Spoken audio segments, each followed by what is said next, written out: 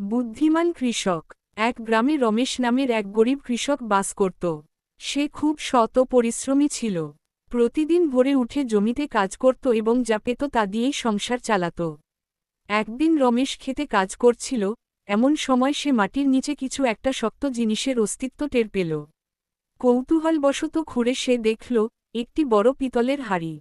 হাড়ির মুখ খুলে সে অবাক হয়ে গেল, হাড়ি ভর্তি সোনার মোহর। রমেশ প্রথমে আনন্দিত হল, কিন্তু তারপর ভাবল, এটা নিশ্চয়ই কারো হারিয়ে যাওয়া সম্পদ। যদি আমি এটা নিজের করে নেই, তবে সেটা চুরি হবে। সে হাড়িটা নিয়ে গ্রামের মোল্লা সাহেবের কাছে গেল এবং সব খুলে বলল।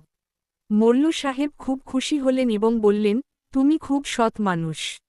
আমরা রাজাকে জানাব, যাতে তিনি ঠিক সিদ্ধান্ত নিতে পারেন। পরদিন রাজদরবারে রমেশ হাজির হল।